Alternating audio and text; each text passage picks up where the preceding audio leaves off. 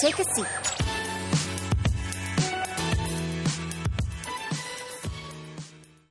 There is no doubt that the media has played a substantial role in shaping our society. But with an increasingly fragmented internet world, media companies will have to cater to niche audiences. Digital media specialist Professor Seely Brown was here in Singapore to give a lecture entitled Redefining the Media in the 21st Century. And today we put you in the front seat of that lecture. Enjoy. And welcome to the second lecture in the series, Media in Transition, Social and Economic Impact, presented to you by the Singapore Press Holdings Foundations. Please join me in giving Professor Brown our warmest welcome as I invite him on stage to deliver his lecture, Redefining Media in the 21st Century. Professor Brown.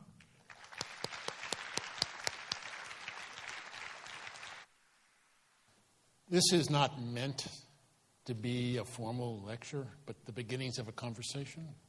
I'm going to kind of throw out some images of some of the issues I see emerging, and then hopefully this will open up a conversation with us all afterwards. But I've been very kind of struck by this whole notion of what does it mean to really embrace the accelerating pace of change. And of course, in the media game is just one aspect of where we have to come to think about this. But let me start off with a simple issue here. Let's look at both these systems. In fact, as devices, they're more or less identical. They both use electric paper. This is the Apple Kindle. This is the Sony. This you can get newspapers on. Does this mean, by the way, that newspapers are necessarily going to go this way? And let's ask ourselves why. Why is it that basically this machine is completely outselling by probably an order of magnitude or more this machine? I've used them both. They're both okay. I would hardly call this qualitatively better than this. So what is it that's actually causing the Kindle to take off? The answer is very simple.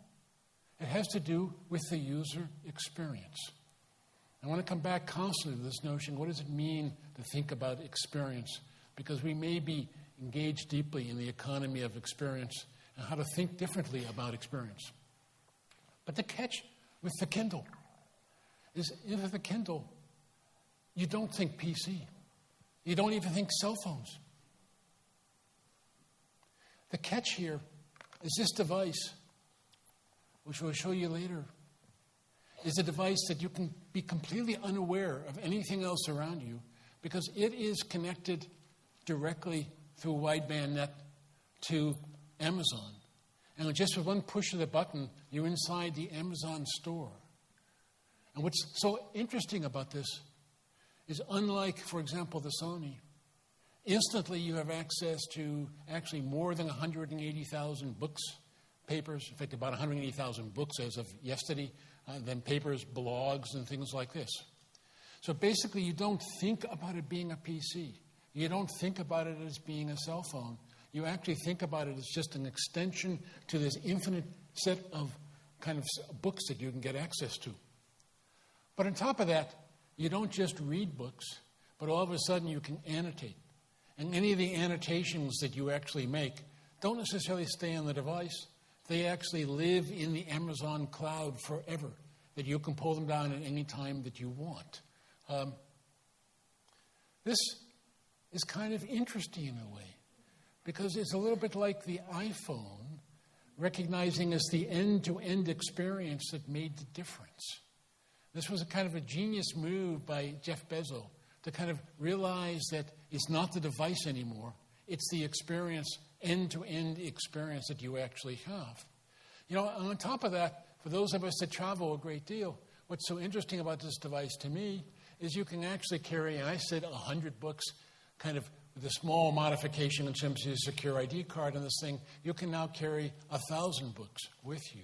So as you go on a trip, I don't know about you, but I always have to figure out, getting on an 18-hour, 20-hour plane flight, what 5 books do I want to take with me just so I'm sure I have the book that I really want to read halfway across the Pacific Ocean? That is no longer a problem with this type of device. You carry everything with you. Again, kind of focusing on the notion of experience, the user experience. But let's jump ahead. Let's consider this piece of technology as technology for a moment, and let's ask the question, what's this going to be like in 5 to 7 years? Where are these types of readers actually going to be 5 or 7 years from now? Where is it going to be in terms of the newspaper industry, and so on and so forth? Well, I think there are a couple of things we can be sure of, and a lot of things we have to kind of guess at. I mean, one of the kind of key ideas is, of course, this form factor is pretty interesting, but the size obviously could be radically improved. And yes, EPaper today in the experimental setup or the experimental prototypes can already be kind of 12 inches in size. And yes, with some amount of struggle, it can be color. And curious to me, especially since I work in this area a little bit, how might you actually be able to use a new type of transistor that comes out of the nano world to drive organic LEDs? So these displays may be kind of infinitely bright, although what makes the EPaper so interesting is, of course, it's a reflective display. So the brighter the light, the brighter the display, just the opposite of your LCDs. Notice with an OLED device, you kind of have the best of both possible worlds, although, of course, that takes power, whereas reflective displays really don't.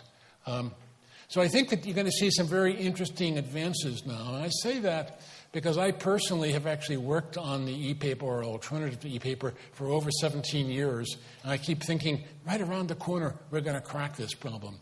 And it keeps kind of slipping away from us. So I still could be wrong, but my guess is we now have gotten an understanding of this technology, both the e-ink type of display and some of our own new types of displays, that we can be pretty confident that you're going to get something this light, 12 inches, maybe even things that you can pull out, which is our first version of what the newspaper of the future would actually be like, in the not-too-distant future. And in fact, in a very surprising way, in the nano world, we are kind of on the very edge of inventing, probably have successfully invented, kind of a new type of transistor that could really change this game yet again. But that's not all.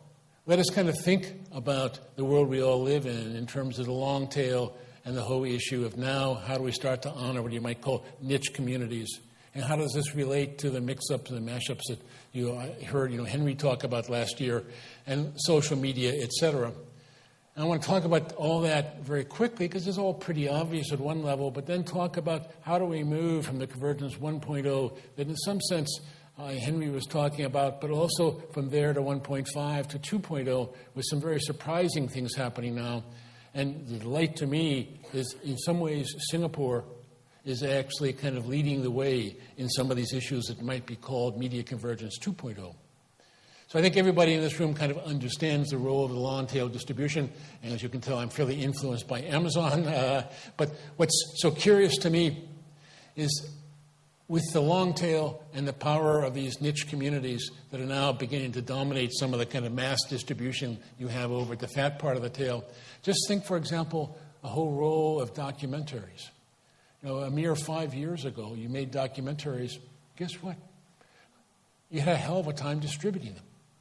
But in today's world, with Netflix and Amazon, I think in Amazon now there are probably something like 35,000 documentaries you can get. Now, as a documentarian, you actually have a distribution channel. And in fact, all of us that self-publish actually have our own distribution channels, and we can begin to really honor the niche communities way, way, way down here in ways that were kind of unthinkable before. In fact, inside Amazon, you might say, why do you even have to store the books? Why don't you just print the niche books that you want on demand? So how does on-demand printing actually play out at this edge as well? So I think that this whole sense of market on demand is going to turn out to be a very interesting way. But to me, the key here is in the digital age, what we're really finally doing is beginning to blur some very interesting boundaries, not just between consumption and production, but also the sense of tinkering, the sense of building, tinkering, learning, and sharing. And how does this play out? Because what you heard last time from Henry, and if you look, for example, even in the domain of open source, what's so curious here now is that meaning starts to get created by the kids, the digital kids today, and a lot of us even in this room, by what can I build? What can I share? but what can others actually build on what I have just done. So it's a sense of kind of creating something that others build on that turns out to be kind of the virtuous cycle that starts to create meaning in a brand new way. You see this, of course, very much in a lot of the stuff having to do with mashups and remix. And it's kind of curious to look at this whole issue of a kind of a remix, is how do you actually start to blend kind of your creative imagination about the backstory of the front story. You think about, for example, a lot of the anime and looking at the amateur remixes of the anime. What's really happening there is they're actually constructing their own imaginatory backstory of what you've just seen in the front story in terms of the professionally produced anime. So it's turning out to be kind of an interesting sense of kind of mixing together your imagination with the author's imagination is a very interesting kind of creative form of an imaginative play that I think you really begin to see.